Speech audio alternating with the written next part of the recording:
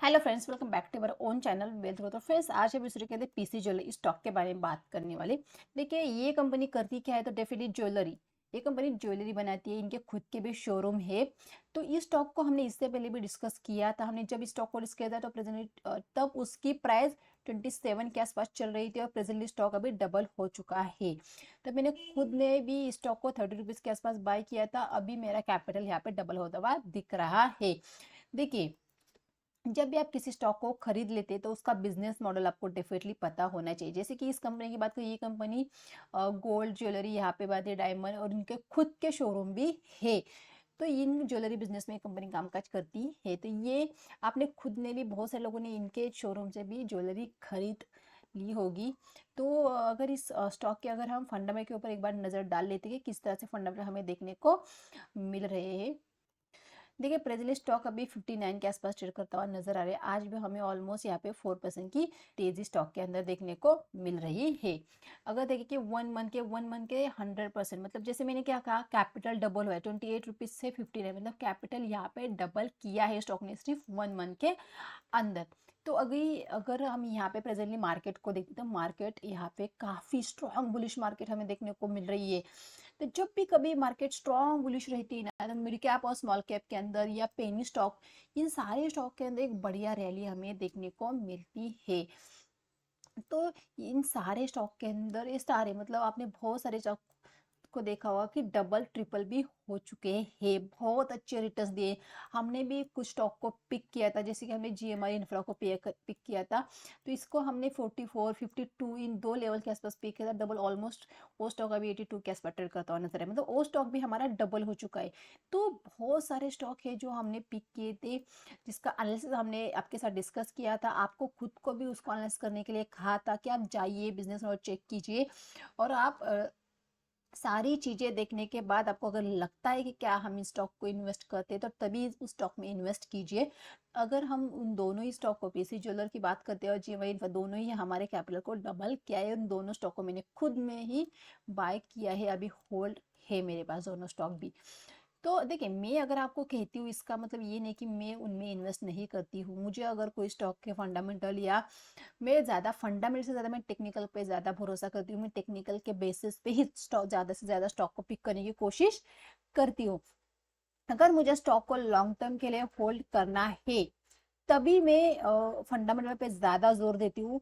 Otherwise मैं बहुत ज़्यादा टेक्निकल के ऊपर ही ऊपर यहाँ पे स्टॉक सिलेक्ट करने की कोशिश करती हूँ। और आपके साथ भी मैंने टेक्निकल को भी डिस्कस करती हूँ कि किस तरह से हमें टेक्निकल को देखना चाहिए, कि कहाँ पे हमें बाय करना चाहिए, कहाँ पे हमें सेल करना चाहिए। अभी देखिए, जिन लोगों ने स्टॉक को बाय किया है तो उनके दिमाग में अभी है कि क्या करें, मुझे प्रॉफिट को यहाँ पे बुक करें या यहाँ पे हमें स्टॉक को सेल करना चाहिए। और जो लोग फ्रेश बाय करना चाह रहे हैं वो किस प्राइस पे स्टॉक को फ्रेश बाय करें। तो इन सारी चीज़ों को हम डिटेल में एनालिसिस करने की कोशिश करेंगे चार्ट के ऊपर, क्योंकि हम टेक्निकल को बहुत ज़्यादा देखते हैं। तो टेक्निकल यहाँ पे बहुत जल्दी से चेंज होते जाते हैं, लेकिन फंडामेंटल में चेंज होने में वहाँ पे वक्त लगता है। तो आइए कंपनी के फाइनेंशियल के ऊपर भी एक बार नज़र डाल लें। तो अगर इस स्टॉक की अगर बात करें तो रेवेन्यू यहाँ पे उनका बढ़ता हुआ दिख रहा है। 2022 में वहाँ पे कम हुआ था, लेकिन 23 में यहाँ पे बढ़ता हुआ दिख रहा है। इबिटा भी यहाँ पे हमें माइनस से प्लस में आता हुआ, यहाँ पे फिर से यहाँ पे माइनस में दिख रहा है इस क्वार्टर में।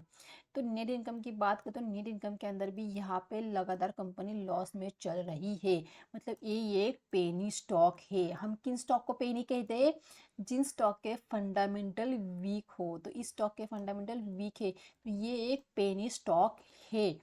तो इन स्टॉक के अंदर हमें उतने ही पैसे को इन्वेस्ट करना चाहिए जितने हमें डूबने पर भी ज़्यादा अफसोस ना हो, या उतने ही पैसे के रिस्क लीजिए जितना आप वहाँ पे गवा सकते हो। हमें हमेशा कहती हूँ, पेनी स्टॉक के अंदर उतने पैसे को आपको लगाना चाहिए जहाँ पे आपको डूबने पर भी ज्यादा वहां पे दुख ना हो। क्योंकि क्या होता है ना, जब स्टॉक 30 रुपीज का, 10 रुपीज का होता है, लोग ना भर भर के इस स्टॉक के अंदर पैसे लगाते हैं।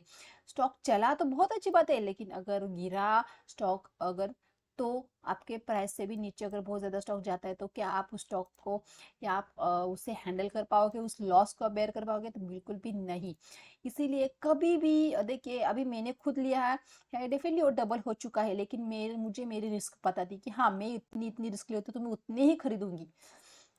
ऐसा नहीं कि डबल होने वाला है तो मैंने पूरा पैसा उसी में डाल दिया, बिल्कुल भी ये गलती नहीं की है। और आपने भी ऐसी गलती बिल्कुल भी नहीं करनी चाहिए। कोई कितना भी कहे कि ये स्टॉक डबल हो जाएगा, इतना बढ़ेगा, उतना बढ़ेगा, आपको हमेशा रिवॉर्ड से ज़्यादा अपने रिस्क के ऊपर ध्यान देना है। अगर आप यहाँ पे 2 रुपये गवा दोगे तो आपको 2 रुपये की रिस्क लेनी चाहिए। आप 2 रुपये अगर अफोर्ड कर सकते हैं, हाँ मुझे 2 रुपये अगर मेरे यहाँ पे डूब भी जाए तो मुझे गम नहीं, तो आपको उतने ही पैसे वहाँ पे लगाने चाहिए है। तो इस बात को कभी भी अपने रिस्क को सबसे पहले ध्यान में रखना बहुत ज़्यादा ज़रूरी है। तो प्रमोटर के बारे में अगर जानकारी, तो प्रमोटर की होल्डिंग को देख लेते। देखिए, प्रमोटर की होल्डिंग यहाँ पे 54% की प्रमोटर की अच्छी खासी होल्डिंग है। और कोई भी शेयर को यहाँ पे प्रमोटर ने प्लेज नहीं करके रखा है। इसके अलावा म्यूचुअल फंड की 0.04% की, DIS की 1.45% की, FIS की 0.84% की, और यहाँ पे देख सकते हैं रिटेलर की 43%, क्योंकि रिटेलर बहुत ज़्यादा इंटरेस्टेड होते हैं पेनी स्टॉक के अंदर। तो हमने इस चीज़ को बहुत बार नोटिस किया है कि पेनी स्टॉक के अंदर ही रिटेलर का पार्टिसिपेट बहुत ज़्यादा देखने को मिलता है।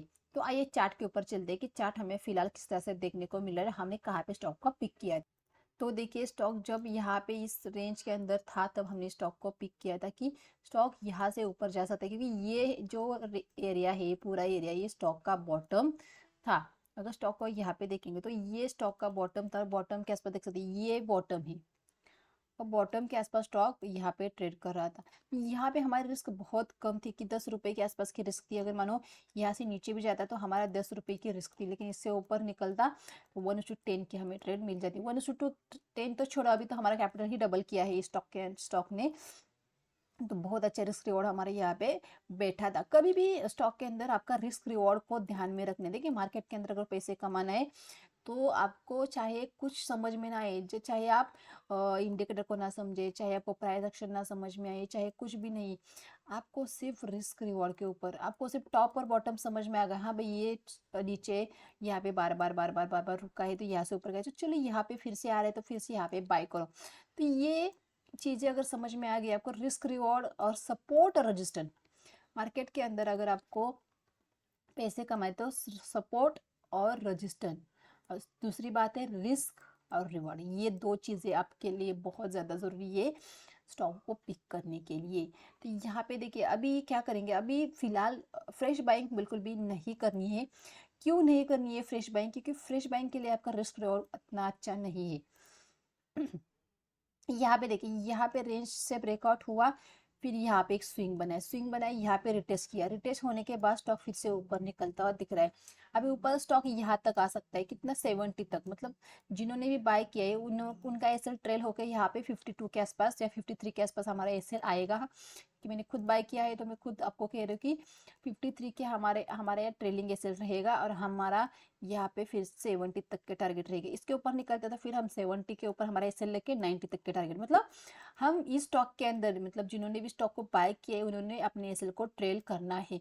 और फ्रेश बाइंग की बात करते तो अगर मानो किसी वजह से फिर से इस स्विंग के आसपास आ जाता है तो यहाँ पे एक फ्रेश बाइंग बनती है, फिर से यहाँ पे 10 रुपए का आपके एसएल रहेगा, उसके मुकाबले आपके अच्छे खासे टारगेट रहेंगे। लेकिन फिलहाल आपके फिर से यहाँ पे आपका ये 52 के आसपास आने देना है, क्योंकि यहाँ पे अगर बाय करोगे तो देख सकते हैं यहाँ से अगर गिरना शुरू होगा तो यहाँ पे, मतलब यहाँ पे बहुत बड़ा रिस्क है।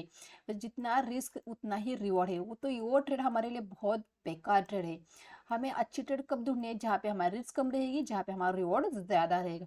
तो फिलहाल वॉच कीजिए स्टॉक को। स्टॉक किसी वजह से अगर डाउट हो जाती है, फिर से आपको 52 के आसपास मिल जाता है तो डेफिनेटली स्टॉक को एक बार फिर से पिक करने की हम कोशिश करेंगे, एवरेज करने की कोशिश करेंगे।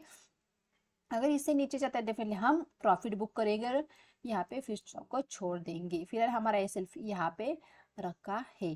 तो जिन्होंने भी स्टॉक को बाय किया है उन्होंने डेफिनेटली एसएल को ट्रेल करना है और यहाँ पे अपने इस बुल रन को राइड करना है एक अच्छे खासे प्रॉफिट के लिए।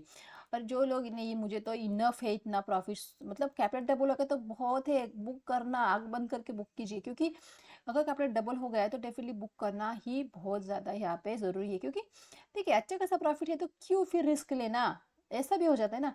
तो कुछ लोग यहाँ पे अपने प्रॉफिट को डेफिनेटली बुक भी कर सकते हैं, क्योंकि बहुत अच्छा प्रॉफिट फिलहाल स्टॉक ने हमें दिया है।